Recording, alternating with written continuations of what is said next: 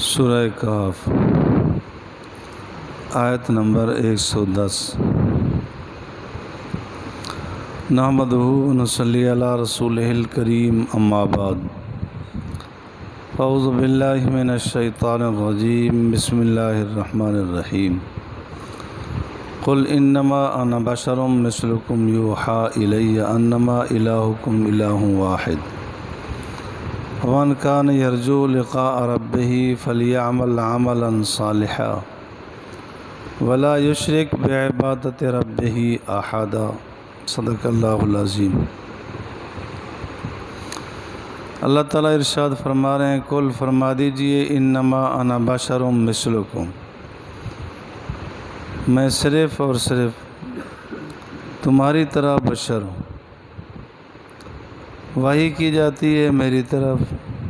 انما الہکم واحد، الہکم واحد، بے شک تمہارا الہ ایک ہے۔ حضور علیہ السلام کے بشر ہونے میں کوئی شک نہیں۔ فتاوی ہندیہ، جس کو فتاوی عالمگیری بھی کہتے ہیں، اس میں ایک نہیں، دو نہیں، 200 علماء نے بیٹھ کے وہ فتویٰ لکھا تھا۔ اس میں لکھا ہے کہ اگر کسی آدمی کا یہ نظریہ ہو کہ حضور علیہ السلام بشر نہیں ہے، نعوذ باللہ، وہ مسلمان نہیں رہے گا۔ حضور علیہ السلام نور علی نور ہیں، اس میں کوئی شک نہیں۔ فرشتوں سے برتر ہیں، کوئی شک نہیں۔ جنات کچھ نہیں ہوتے ان کی نسبت، لیکن آپ علیہ السلام جن سے بشریت میں، اگر کسی آدمی سے پوچھا گیا کہ حضور علیہ السلام کون ہے، کہ وہ کہے کہ مجھے تو کوئی پتہ نہیں ہے، تو دائرہ اسلام میں نہیں رہے گا۔ پرانی بات ہے، بہت بڑے عالم ڈاکٹر خالد محمود صاحب تشریف لائے یہاں رحیم خان، خطبہ پڑھا، خطبے کے بعد تھوڑی دیر خاموش ہو گئے، سارے لوگ دیکھنے لگے، پورا مجمع، تو فرمانے لگے، اگر کسی سے پوچھا جائے کہ آپ کون ہیں، وہ کہے کہ مجھے تو پتہ نہیں ہے میں کون ہوں، تو یہ ہے پاگل۔ اگر اس سے پوچھا جائے کہ حضور علیہ السلام کون تھے، وہ کہے مجھے پتہ نہیں، یہ ہے کافر۔ اپنے آپ کو نہ جانے کہ میں کون ہوں، کیا ہوں، انسان ہوں یا گدھا گھوڑا، تو یہ پاگل ہے۔ جو حضور علیہ السلام کو نہ پہچانے کہ کیا تھے، وہ مسلمان نہیں رہے گا، وہ کافر ہے۔ اتنا ہر مسلمان کا جاننا ضروری ہے کہ حضور علیہ السلام بشر تھے، نبی تھے، لا شک فی۔ فرمایا میں بشر ہوں، میری طرف وحی کی جاتی ہے۔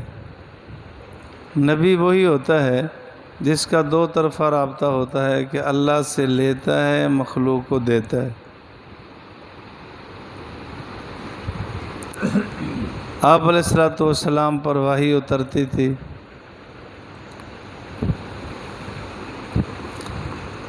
وحی کا اتنا بوجھ ہوتا تھا کہ جب وحی اترتی، آپ علیہ السلام اونٹنی پہ سوار ہوتے تو اونٹنی کھڑی نہیں ہو سکتی تھی، بیٹھ جاتی تھی۔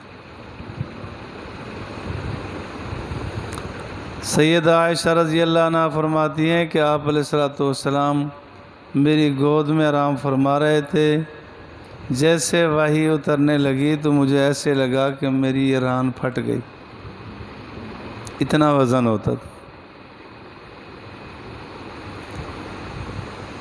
اللہ تعالیٰ کا ارشاد گرامی ہے لو انزلنا هذا القرآن على جبل لرأيته خاشعا متصدعا من خشیت اللہ، کہ اگر یہ قرآن پاک پہاڑوں پہ اتار دیا جاتا تو پہاڑ بھی ریزہ ریزہ ہو جاتے،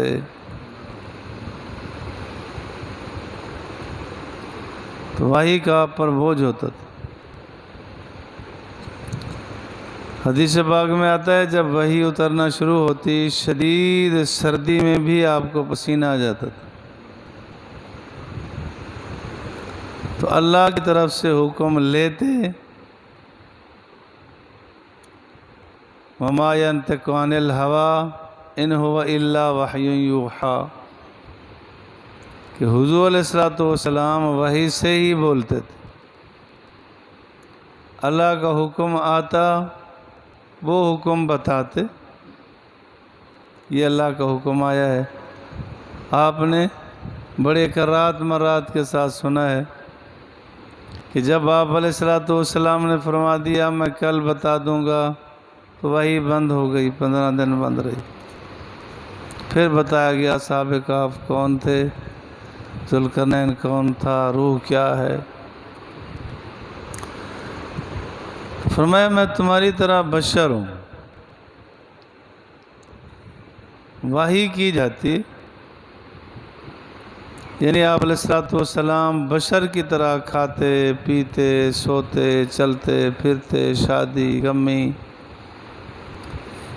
بخار درد تکلیف آپ علیہ السلام کو ہوتے تھے۔ آپ نے کبھی نہیں سنا ہوگا کہ جبرائیل کو شدید بخار ہو گیا تھا، یا فلاں جن کو اتنا بخار ہوا کہ حد نہیں۔ یہ اثرات سارے پڑتے ہیں انسان پر، تو آپ علیہ السلام پر ساری کیفیات تھیں، آپ انسان تھے، بشر تھے۔ انما الہکم الہ واحد، یہاں بھی انما حصر کے لیے ہے کہ تمہارا الہ صرف الہ ایک ہے۔ آپ علیہ السلام نے ارشاد فرمایا ہے ربکم واحد و نبیکم واحد و اباکم واحد، تمہارا رب ایک ہے، تمہارا نبی ایک ہے، تمہارا باپ ایک ہے۔ اگر کسی آدمی سے پوچھا جائے نا کہ تیرے بھائی کتنے ہیں، وہ بڑی خوشی سے بتا دے گا، بہنیں کتنے ہیں بتا دے گا، جتنا رشتہ داروں کا پوچھو بتاتا جائے گا۔ اگر اس سے پوچھا جائے کہ تمہارے باپ کتنے ہیں، اگر وہ باغیرت ہے تو غصہ ہو جائے گا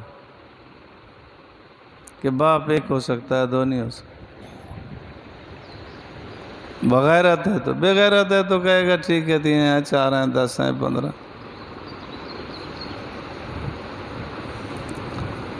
تو بالکل اسی طرح کہ جب پوچھا جائے کہ اللہ کتنے ہیں، مسلمان یہی کہے گا اللہ ایک ہے، وحدہ لا شریک۔ عیسائی 3 خدا مانتے، یہودیوں نے بھی کئی، ہندو نے کئی خدا مانے، تو خدا ایک ہے، رب ایک ہے، وحدہ لا شریک ہے۔ اللہ ذات میں بھی اکیلا ہے، صفات میں بھی اکیلا ہے، اس میں کوئی شک۔ حضور علیہ السلام نے فرمایا میں تم پر جو خوف کرتا ہوں وہ شرک خفی کا خوف کرتا ہوں۔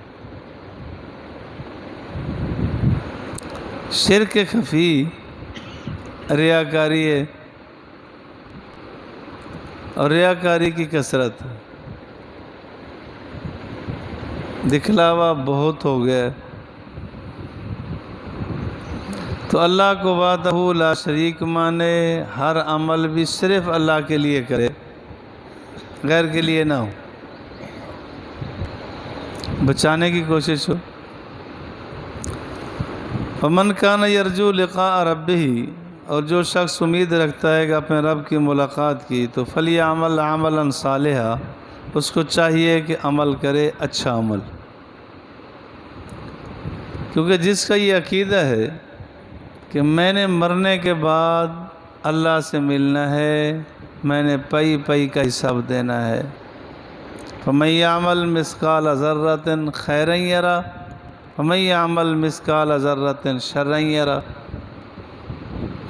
یہاں دنیا میں تو چل جائے گا رکھ رکھاؤ،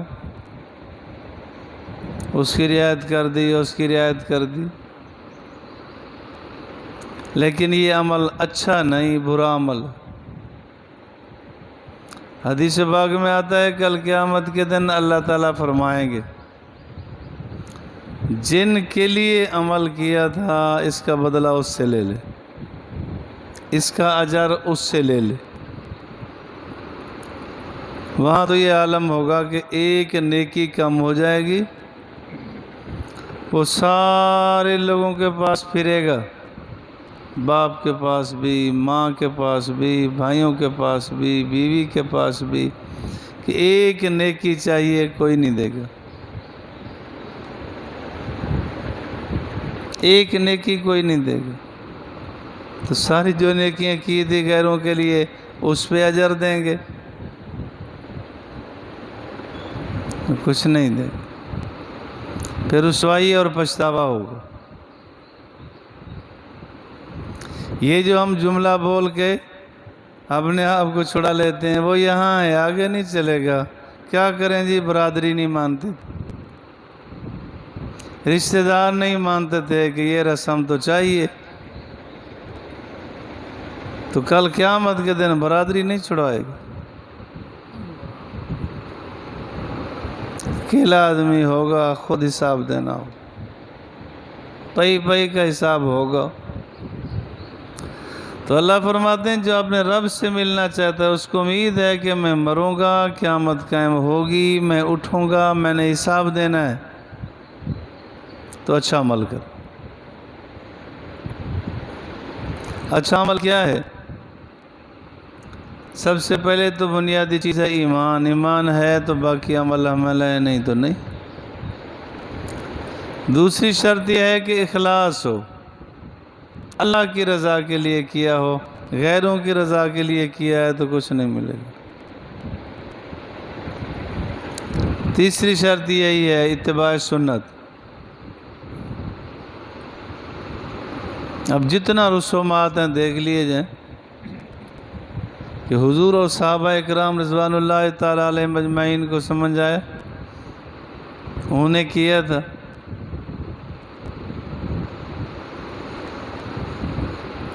وہاں کوئی عذر نہیں چلے گا۔ ولا یشرک بعبادت ربہ احدا، اور نہ شریک کر بعبادت ربہ، اپنے رب کی عبادت میں کسی ایک کو۔ حدیث پاک میں آتا ہے ایک آدمی جہاد کرتا تھا، اللہ کے لیے کر رہا تھا، لیکن دل میں اس کو خیال آیا کہ لوگ بھی کہیں کہ ماشاءاللہ بڑا بہادر ہے، تو یہ آیت پاک اتری ولا یشرک بعبادت ربہ احدا، کسی ایک کو اپنے رب کی عبادت میں شریک نہ کر۔ اسی طرح حدیث پاک میں آتا ہے کہ ایک آدمی عبادت کرتا تھا، دل میں اس کو خیال آیا کہ میں جتنا عبادت کر رہا ہوں لوگ دیکھیں اور کوئی کہے تو صحیح کہ واجب عبادت کر رہا ہے ماشاءاللہ، تو اس پر آیت پاک اتری۔ تو جس وقت غیر سے امید رکھیں گے، غیر کو شامل کریں گے، شرک نام ہے اسی چیز کا کہ صرف اللہ کی عبادت کرے، غیر ساتھ شریک نہ ہو۔ مگر نہ جتنا نیکی کے یا رفائی کام آپ کہیں کہ کر رہے ہیں، ان سے تو ابو جہل بہت آگے کرتا تھا، لیکن وہ اللہ کی عبادت کے ساتھ ساتھ بیت اللہ کا طواف بھی کرتا، حج بھی کرتا، حجاج کو ستو پلاتے تھے، پانی کا نظام بناتے تھے، وہ ساری نیکیاں کر کے اللہ کے لیے ساتھ غیر کے لیے بھی، کہ بت بھی اس میں کر رہے، تو صرف اللہ کی عبادت، غیر کا اس میں شائبہ نہ ہو، غیر کے لیے ملاوٹ نہ ہو، پھر وہ عبادت ہے اور اس پر اجر ملے گا۔ آپ سارے ہی سمجھتے ہیں کہ جس چیز کو خالص بیچے گا، خالص کہہ سکتا ہے، جس کے اندر خالص ہے نہیں، ملاوٹ کرتا ہے،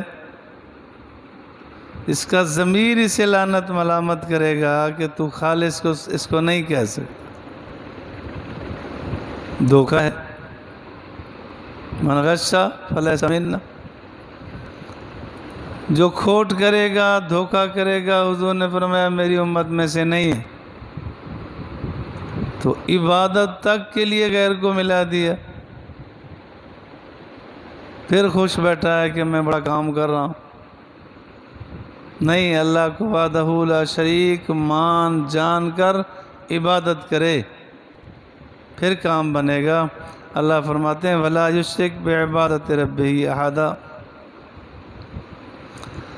پہلے بھی عرض کیا گیا، آپ علیہ السلام نے فرمایا دجال کے فتنے سے بچنا چاہتے ہو تو سورۃ کہف کی تلاوت کیا کرو۔ ہر جمعہ کو سورۃ کہف کی تلاوت ہونی چاہیے۔ اور ایک حدیث پاک میں آتا ہے، آپ علیہ السلام کو ایک صحابی کو فرمایا، صحابی نے بتایا، فرمایا جو آدمی سوتے وقت کلو کان البحر مدادا لکلمات ربہ لنفد البحر سے آخر تک پڑھ کے سو جائے تو جس وقت کا ارادہ کرے گا نیند کھل جایا کرے گی۔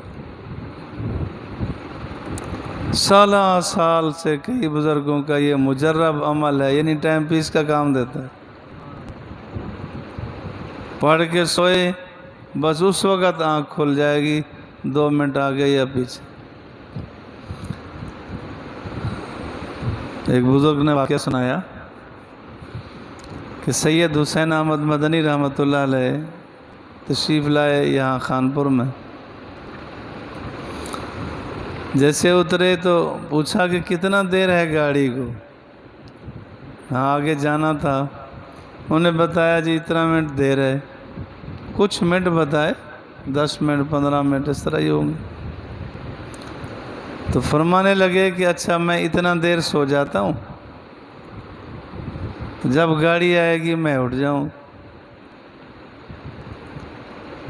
تو لیٹ گئے، جیسے ٹائم ہو رہا تھا کہ احباب کہہ رہے تھے کہ جگائیں کیا کریں تو خود اٹھ بیٹھے۔ فرمایا میں نے یہ حدیث پاک پڑھی تھی اور یہ آیت پاک میں پڑھ کے سو جاتا ہوں، جب چاہتا ہوں آنکھ کھل جاتی۔ تو اس کو اپنا لیا جائے، اس سے بھی فائدہ ہوگا۔ تو اللہ تعالیٰ مجھے اور آپ کو شرک، ریا، فسادات سے ہر طرح سے اللہ تعالیٰ ہماری حفاظت فرمائے۔ اللہ تعالیٰ بڑی نیکی، چھوٹی نیکی، ہر نیکی قبول فرمائے انشاءاللہ۔